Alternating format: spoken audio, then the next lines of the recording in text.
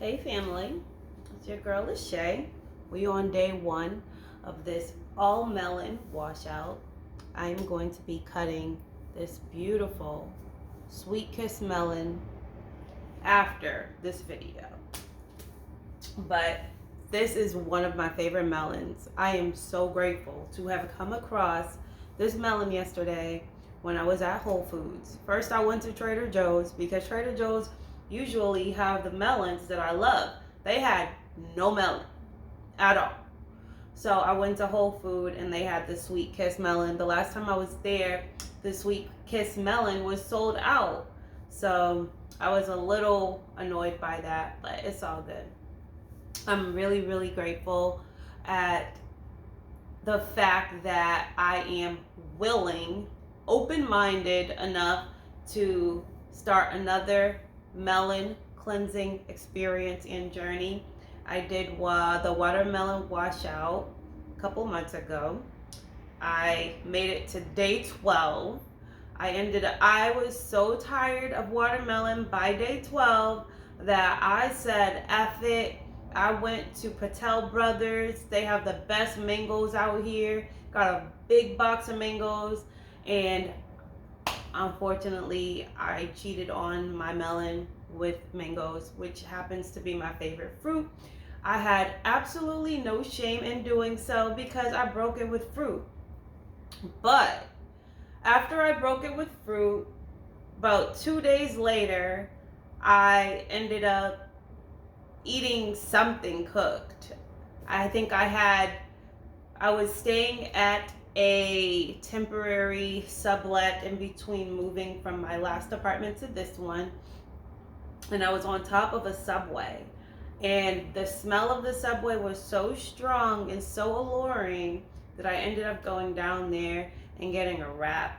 And to tell you that I regret it, no, I'm not going to say that. I don't have any regrets around food anymore because when I used to have regrets and shame around food, it actually always ended up in me shamefully binging literally for probably a month or months on end until the state of my health started to get as close as possible to how terrible I used to feel when I first started this healing journey.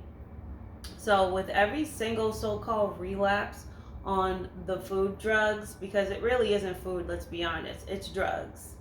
Every time I did that, the negative self-talk always led me to comfort my emotions with more of that same kind of food. But long story short, to get back to where I was, I ended up eating at Subway. And then I ended up eating at Subway again the following day. And then it ended up becoming like a week of F it, hitting the F it button and eating other food. But I learned a lot from that experience, feeling my body out after eating that food. I noticed that I could tolerate eating certain things better than I could tolerate before I started my health journey. So I know that what I have been doing has been working. One observation that I noticed almost immediately after eating something outside of all of the melon after I detoxed for those 12 days and actually passed a parasite on that 12th day. What I learned was that number one, my kidneys are filtering so much better than they used to. Because when I tell you that my pee was dark, like dark, after eating the wrap, it was dark. Now, you know your kidneys are filtering out toxins when you can eat something that isn't as pure as what you were eating before when you were in a detoxification state. And you can see the sediment and the darkness and the smell in your urine. So I'm grateful that my body is able to aid in the assistance of the elimination of that stuff that does not serve me on a cellular level. I am so grateful that my body is on my side in that way. Now it's aligning the mind and the heart and the body and the spirit all together so that we overstand that that's not what we want to consume to begin with. But it's literally a rewiring a reprogramming process, which is why I love to challenge myself. I absolutely love challenging myself, because when I challenge myself for 30 days on end, I believe anybody can do anything for 30 days. When I challenge myself, um, in these different occasions, like on a bi-monthly basis or even on a monthly basis, I am retraining, I am reprogramming, I am creating discipline, I am building discipline. You're not born with discipline. Discipline isn't inherent, at least not for me and not for most people. Discipline is something that you build by practicing what it is that you want to be disciplined at.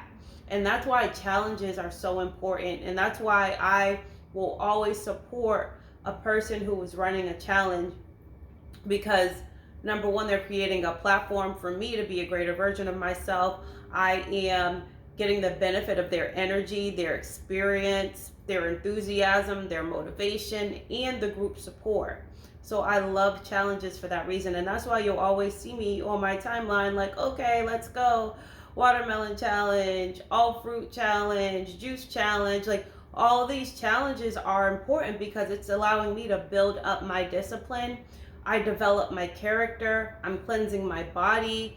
It deprograms me and my body from having cravings or even wanting a lot of the old stuff.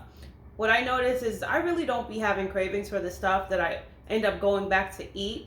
It's more so a comfort thing, a familiarity thing, this association that we have created from our past of eating those kinds of foods, the pleasure that you get from it. And sometimes when you're in a certain emotional state, you just go back, you revert back to what your cellular memory already has stored. And it's usually doing those comfort things, eating those comfort foods, or drinking, or smoking, whatever. I am grateful that I've overcome the desire to drink to deal with my emotions. I'm grateful that I've overcome the desire to smoke to overcome my emotions. But that drug, that food drug, that fake food is strong. It's a powerful force, especially since it's all around us. You cannot step outside of your home and not see these restaurants, these fast food places. You can't look at your phone without seeing reels of all kinds of food on Instagram, on Facebook, of people sharing what they're eating. So that's why my timeline is literally my vision board. I have unfriended so many people who share all kinds of food that I no longer want to desire. I take them off of my friends list. If they're family, I unfollow them. I don't want to see it. I don't want to be influenced by it. I don't want to be triggered by it. I am in so many like raw vegan based groups, fruitarian based groups. I've followed so many different kinds of people. I've joined so many challenges. Like, this is what I do to be in control of my mind, to be in control of my internal environment, because what you focus on is what you create. You know, what you don't focus on is not what you create, it's what you focus on. So when I'm focusing on negativity, that's really what I am attracting to myself. And when I'm focusing on being better, raising my consciousness, having a cleaner vessel, surrounding myself by high vibrating people who live the lifestyle that I want to live and that I choose to live, I notice that I become more of that thing.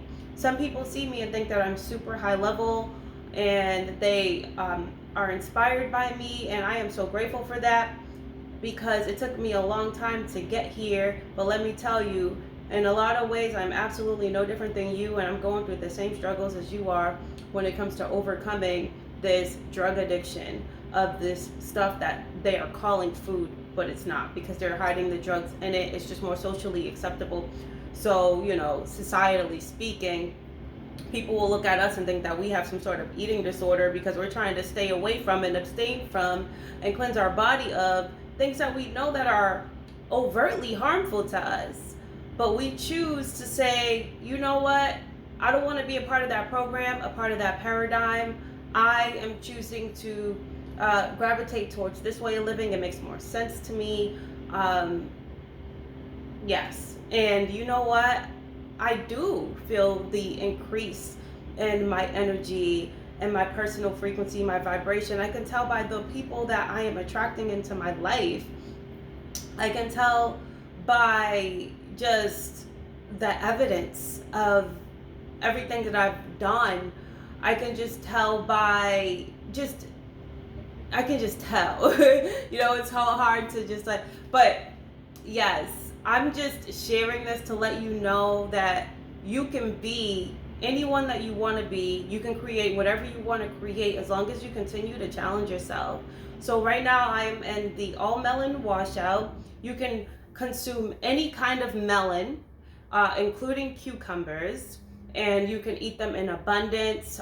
When you're hungry, eat. And this is going to be highly detoxifying, hydrating, and you're going to go through not only a physical cleansing but also a emotional cleansing, emotional detoxification. In this experience, you're going to be facing your shadow.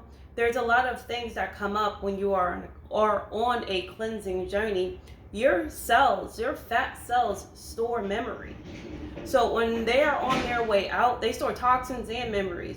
So when they're on their way out, you tend to experience probably the emotions you were experienced when you created that fat in your body from the toxic foods that you consumed. It really is crazy. Like, you are doing your shadow work when you were doing this. And the group that I am participating in right now and that I am administrating with Bobby Smith, it is his challenge, the all-melon washout. We have Jennifer Guthrie in this group. She's absolutely amazing. She'll be holding space for that emotional detox through somatic breathwork workshops, and she will be doing private lessons or group lessons. She has the details of that in the group. There are 4 more days left where we're keeping registration open because there is a high demand to be in this group, especially after Bobby Smith's appearance in Philadelphia with Yaki Awaken, and just the energy around this fruit up movement, this energy for people to just want to cleanse their bodies, step away from the dead animal flesh, to step away from the dairy, the animal products, all these things that are rooted in harming something else in order for us to eat. We don't have to eat that. People ate that to survive at one point. Ancestors ate that for survival. It isn't required for health or for nutrients or whatever disinformation that has been created around that. People who choose to eat animal-based products, no judgment. They do it by choice, not by necessity. And that's okay. But there are people who understand or understand or just have like this sense that what they're doing is no longer in alignment with their greater good, so they're choosing to step away from it. And we are holding the space. We have created a platform for you to go through this journey. So I hope that this was beneficial to you. I will cut it off here. I look forward to others coming and joining the all-melon washout, cleansing and ascending together, raising the vibration of our personal frequencies, therefore raising the vibration of our sphere of influence and raising the vibration of our planet. So that is my mission. I hope that this message finds you well, and I hope that you are compelled to join us. I love you so much. Have a wonderful day and fruit up.